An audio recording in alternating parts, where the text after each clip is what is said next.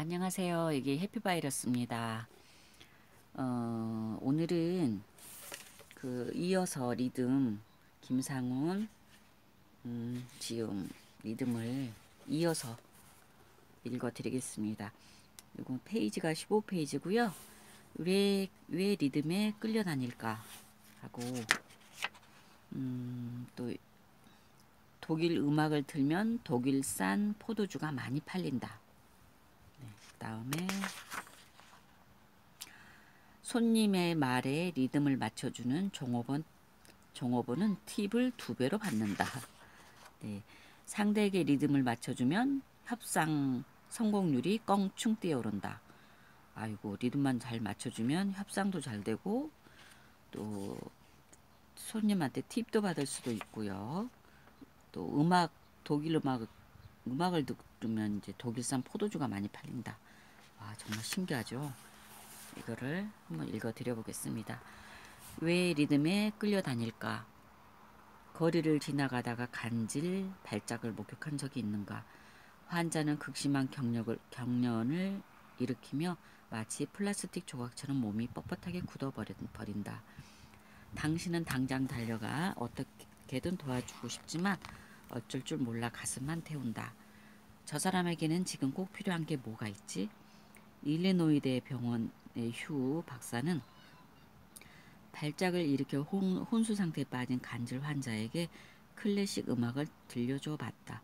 모차르트의 피아노 소나타 K448이었다. 불과 몇 분 만에 놀라운 변화가 일어났다.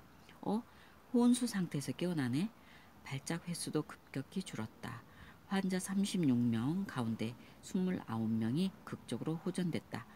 의심의 여지가 없네. 81%가 발작을 멈췄으니 모차르트 음악은 20에서 30초마다 반복되는 특유의 리듬이 있다. 마음의 거친 물결에서 벗어나 고요함에 빠지게 해준다. 그래서 이 리듬에 접속되면 혼수 상태에서도 벗어나는 것이다. 리듬을 맞춰주면 지능도 올라간다. 오하이오 주립대 연구진은 운동하는 사람들에게 비발디의 사계를 틀어주었다. 운동이 끝난 뒤 어휘력을 시험해 봤다. 음악을 듣지 않은 사람들보다 성적이 2배나 높았다. 3세에서 4세 아이들에게 모차르트 반짝반짝 작은 별 등을 6개월 동안 들려준 뒤 IQ 테스트를 해봤더니 IQ가 34%나 높아졌다. 아인슈타인은 물리학 문제가 풀리지 않으면 을에 바이올린이나 피아노를 쳤다. 그의 아들은 이렇게 술회했다. 아버지는 더 이상 생각이 떠오르지 않는다고 느끼며 음악으로 푸셨어요. 때로는 바이올린을 때로는 피아노를 연주하면서 머리를 식히셨죠. 한동안 지나면 다시 밝은 표정으로 연구실로 향하곤 하셨죠. 아인슈타인은 실제로 바이올린과 피아노를 내 친구들이라고 불렀다. 리듬을 맞춰주면 치매도 예방될까? 엘버트 아인슈타인 의대 연구진은 무려 21년간에 걸쳐 500명 이상의 삶을 추적해 보았다. 어떤 활동이 치매 예방에 가장 효과적이었을까? 여러 가지 정신적, 육체적 활동 가운데 독서를 즐긴 사람은 35%, 일주일에 4회 이상 십자발풀이를 한 사람은 47%나 치매 발생률이 떨어졌다. 그런데 더욱 놀라운 사실이 드러났다. 습관적으로 춤을 즐긴 사람은 치매 발생률이 무려 76%나 낮았던 것이다. 왜일까? 춤을 출 때 몸과 마음의 리듬을 타고 움직인다. 춤이 두뇌의 리듬을 일으키니 치매가 끼어들지 못했던 것이다. 치매가 끼어들지 못했던 것이다. 춤이 되게 좋네요. 춤을 추면 또 운도 좋아진다고 하잖아요. 네. 그리고 독일 음악을 틀면 독일산 포도주가 많이 팔린다. 네, 이렇게 노스 박사님이 얘기하셨네요. 리듬은 상술에도 이용된다. 백화점의 포도주 코너, 세계 각국에서 수입된 포도주를 살피던 한 고객이 독일산 포도주를 고른다. 왜 하필 독일산 포도주를 사셨나요? 가격이 괜찮아서요. 혹시 독일 음악 때문에 독일산을 사신 건 아닌가요? 독일 음악요? 매장에서 독일 음악이 흘러나오고 있나요? 고객들은 절대로 자신들이 리듬에 끌려 특정 포도주를 선택했다고는 생각하지 않는다. 하지만 영국 레스터 대학의 노스 박사가 조사한 바에 따르면 그들은 모두 속고 있다. 백화점이나 슈퍼마켓에 프랑스 음악을 틀어놓은 날은 고객들의 77%가 프랑스산 포도주를 사갔다. 독일 음악을 들려주는 날엔 73%가 독일산 포도주를 사갔다.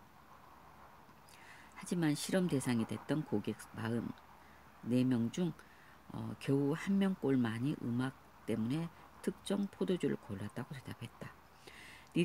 리듬으로 지갑을 열어놓게 할 수도 있을까? 노스 박사는 음식점 손님들에게 클래식 음악과 팝 음악을 들려주고 손님들의 주문 내용을 관찰했다. 클래식 음악을 들려주자 손님들은 팝 음악을 들을 때보다 1인당 평균 10%나 더 많은 돈을 소비했다. 텍사스 공대의 아레니는 포도주 상점에서 클래식 음악을 틀어놓으면 팝 음악을 틀어놓을 때보다 손님들이 평균 3배 이상 비싼 포도주를 사간다는 사실을 밝혀냈다. 하지만 패스트푸드 음식점에서는 절대 클래식 음악을 틀어놓지 않는다. 대신 템포가 빠른 음악을 들려준다. 손님들이 빠른 음악을 들어야 음식을 씹는 속도가 빨라지기 때문이다. 이렇게 빨리 먹고 일어서야 음식점은 회전율을 높여 매출을 증가시킬 수 있다. 한 음식점 종업원들이 손님들의 말에 리듬을 맞춰보았다.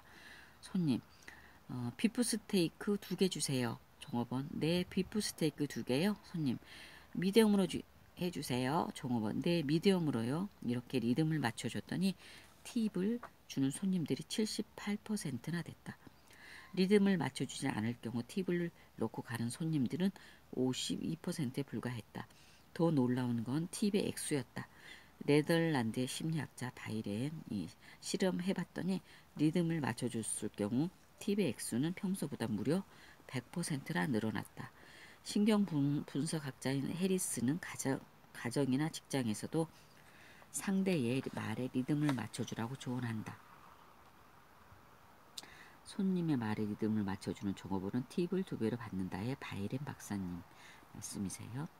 상대가 말한 문장을 슬쩍 되풀이해 주거나 요약해 반복하는 식으로 말이다. 예컨대 그러니까 부장님께서는 예산을 좀 낮게 잡으면 좋겠다 이런 말씀이시군요 라는 식이다.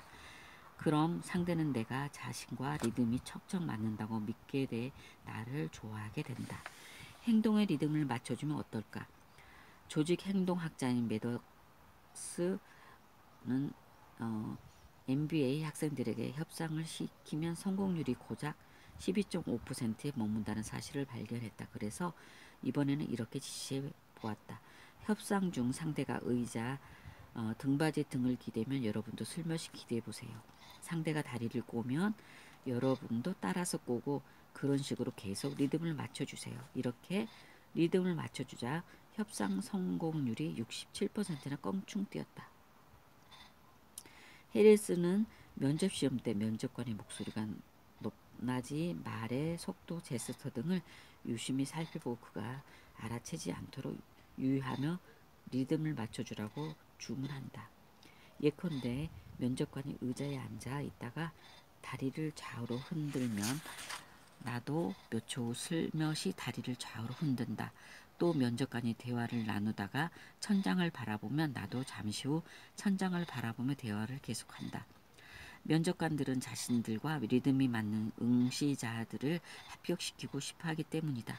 신기한 일이다. 사람들은 왜 이처럼 리듬에 끌리게 되는 걸까? 리듬엔 거역할 수 없는 마법 같은 힘이 들어있는 걸까? 생각에도 리듬이 있다. 한 젊은 부부가 강원도로 여행을 떠났다. 목적지는 횡성이었다. 기대에 부푼 아내가 말했다. 여보, 우리 여주 아울렛 구경하고 도자기 구경도 하면 천천히 가자. 남편은 생각이 달랐다. 안 돼.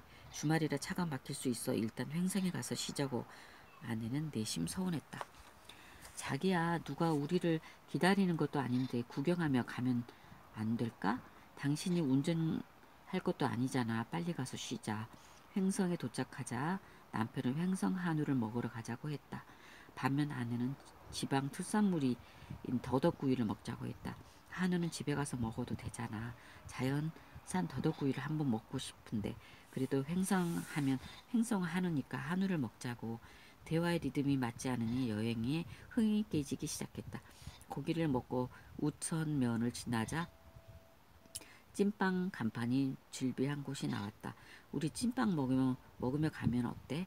난 찐빵은 질색이야. 배고프지 않으니 그냥 가지 뭐. 그럼 더우니까 계곡에 놀다 갈까?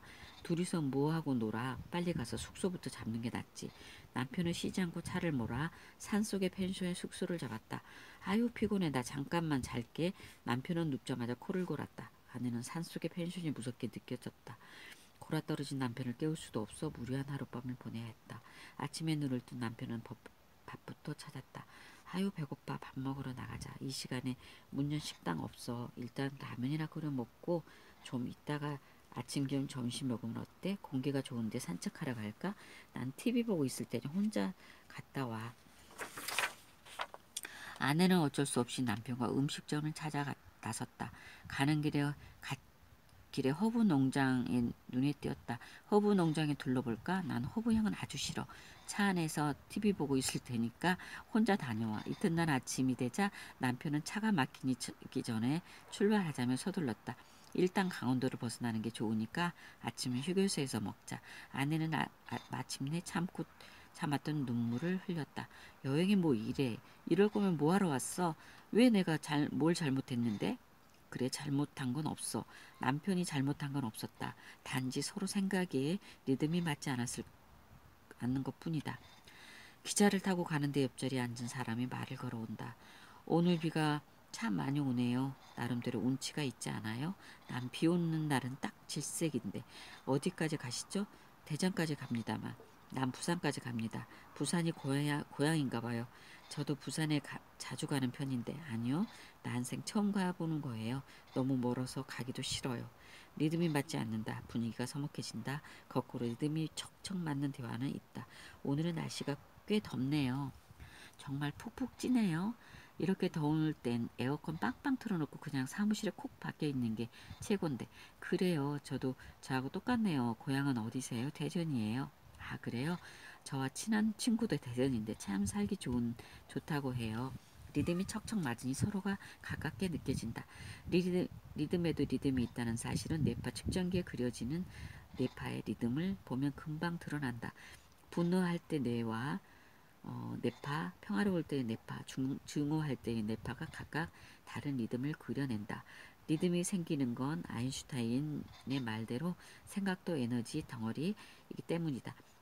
에너지 덩어리는 진동하기 마련이고 진동하면 리듬이 생긴다. 여기까지 읽어드리고요. 다음에 또 읽어드릴게요. 이 내용을 읽으면 꼭 한번 이렇게 실천을 해서 모든 일이 척척 잘 풀리고 술술 잘 나갔으면 좋겠습니다. 감사합니다. 오늘도 좋은 하루 오늘 하루는 벌써 지나갔네요. 좋은 저녁 되시고요. 여기 제주도 저희 집 정원에서 지금 찍고 있는데요. 새소리가 계속 무슨 새소리가 났는데 이제 그쳤네요. 네, 알겠습니다. 네, 오늘도 좋은 저녁 되시고요. 다음에 또 만나요. 안녕히 계세요.